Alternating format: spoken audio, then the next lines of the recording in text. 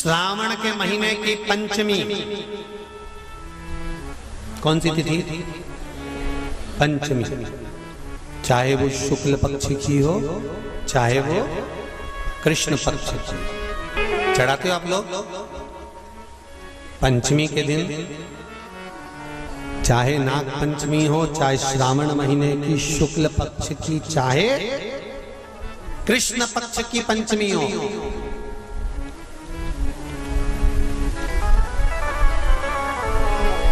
शिव जी पर जल चढ़ाया गया। और समझ लो अच्छे से, श्रावण महीने की पंचमी के दिन देवाधिदेव महादेव पर चढ़ाई गई शमी पत्र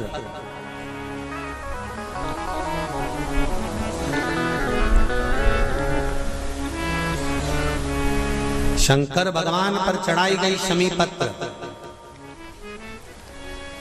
आस्तिक मुनि का नाम लेकर, कौन से मुनि? आस्तिक मुनि का नाम लेकर शमी पत्र को वापस उठाकर उसको अपने दरवाजे की चौखट पर कहीं पर भी या द्वार पर कहीं पर भी एक ओर रख देने पर घर के अंदर, बगीचे के अंदर सर्प प्रवेश नहीं करता। ध्यान रखिए, सर्प प्रवेश नहीं करेगा। शमी पत्र समर्पित करने पर, उस शमी पत्र को आस्तिक मुनि का स्मरण करने पर, कौन से मुनि है? आस्तिक मुनि का स्मरण करने पर भीतर घर के अंदर बगीचे में सर्प भी प्रवेश नहीं। उस शमी पत्र में जया, विषहरा, शामली वारी, दौतली और देव, ये पांचों कन्याओं का भाव प्रकट हो जाता है और वो कन्याएं हमारे घर के द्वार की रक्षा करती हैं। तुम्हारे घर की बहन बेटी क्या करती है? तुम्हारे घर की बहन बेटियां क्या करती हैं? घर में बहन बेटी आती हैं तो बद्दुआ देकर नहीं जाती। घर में कन्याएं रहती हैं, बद्दुआ नहीं देती। घर की बेटियां जब दरवाजा छोड़कर शादी कर वाले दिन, विदाई के दिन अगर जाती भी हैं तो बेटियां हाथ में धान भरकर फेंक कर जाती हैं कि मेरा मायका खूब फले फूले, आगे बढ़े। छापे लगाकर चली जाती हैं कि हमने हमारी जीवन की सारी दौलत, जीवन का सारा सुख अपने मायके में दे दिया है। वो बेटियां होती हैं। तो जया, विषहरा, शामली बारी, दौतली, देव, ये उस घर में निवास करती हैं जिससे ये घर में हम रक्षा कर सकते, रक्षा कर सकते। श्रावण के महीने की पंचमी कौन सी तिथि? पंचमी।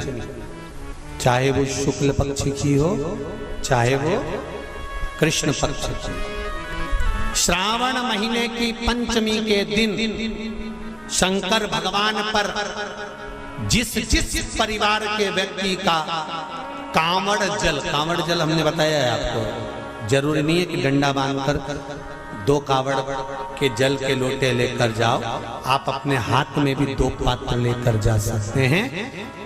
पंचमी तिथि के दिन हाथ में 2 लोटे जल के, 2 कलश जल के जब हम शंकर भगवान को चढ़ाते हैं तो ऊपर जो कमंडल होता है शिव जी के ऊपर जलधारी होती है, जिसमें जया, विषहरा, शामली बारी, दौतली और देव, शंकर भगवान की 5 बेटियां जिसमें विराजमान होती हैं। जब हम जल समर्पित करते हैं, हमारे पीढ़ी में, परिवार में अगर कोई अधोगति में मर गया होता है, कुंवारी अवस्था में चले गया होता है, गर्भ में मर गया होता है, गर्भ के बाहर निकल कर भी अगर कुंवारी अवस्था में चले गया होता है, तो श्रावण महीने की दोनों पंचमी पर परिवार का अगर कोई एक व्यक्ति भी जल चढ़ा देता है शंकर भगवान पर, तो सर्प की योनि में नहीं पड़ता, जीव मुक्त हो जाता, प्रेत योनि में, सर्प की योनि से मुक्त हो जाता।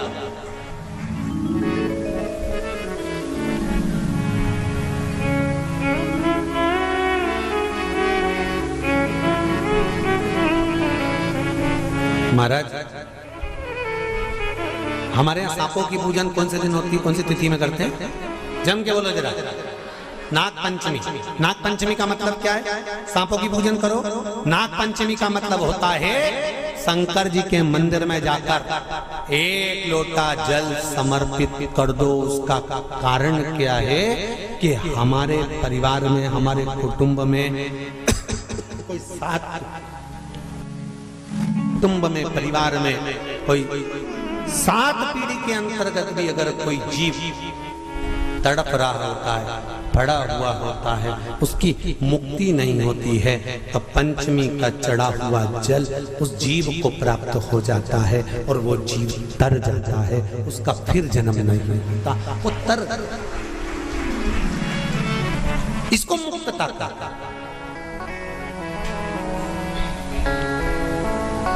इसको मोक्षता का।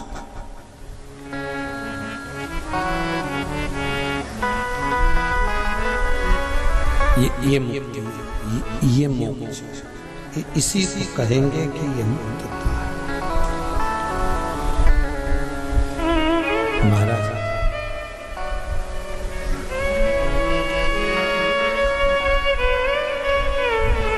चढ़ाते हो आप लोग पंचमी के दिन, चाहे नाग पंचमी हो, चाहे श्रावण महीने की शुक्ल पक्ष की, चाहे कृष्ण पक्ष की पंचमी हो,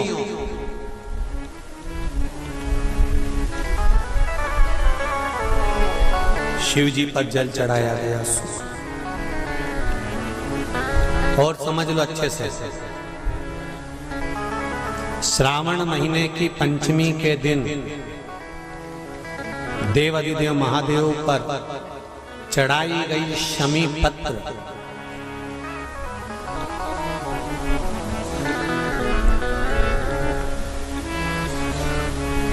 शंकर भगवान पर चढ़ाई गई शमी पत्र, आस्तिक मुनि का नाम लेकर, कौन से मुनि? आस्तिक मुनि का नाम लेकर शमी पत्र को वापस उठाकर उसको अपने दरवाजे की चौखट पर कहीं पर भी या द्वार पर कहीं पर भी एक ओर रख देने पर घर के अंदर, बगीचे के अंदर सर्प प्रवेश नहीं करता। ध्यान रखिए, सर्प प्रवेश नहीं करेगा। शमी पत्र समर्पित करने पर, उस शमी पत्र को आस्तिक मुनि का स्मरण करने, कौन से मुनि है? आस्तिक मुनि का स्मरण करने पर भीतर घर के अंदर बगीचे में सर्प भी प्रवेश नहीं।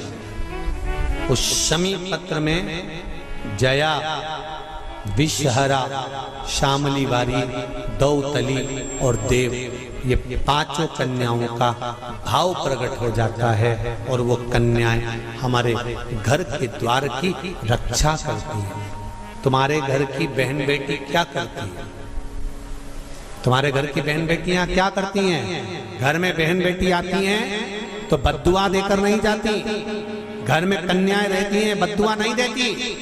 घर की बेटियां जब दरवाजा छोड़कर शादी कर वाले दिन, विदाई के दिन अगर जाती भी हैं तो बेटियां हाथ में धान भरकर फेंक कर जाती हैं कि मेरा मायका खूब फले फूले, आगे बढ़े। छापे लगाकर चली जाती हैं कि हमने हमारी जीवन की सारी दौलत, जीवन का सारा सुख अपने मायके में दे दिया है। वो बेटियां होती हैं। तो जया,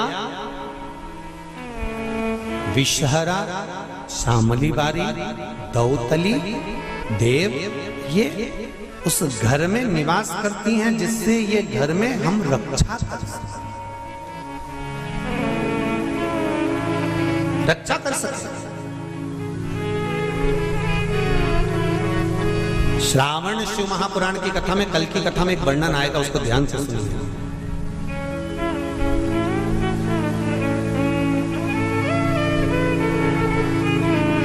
उदर, पेट, सारी बीमारियों का केंद्र बिंदु है। सारी बीमारियों का केंद्र बिंदु हमारा उदर। कहीं इसमें तक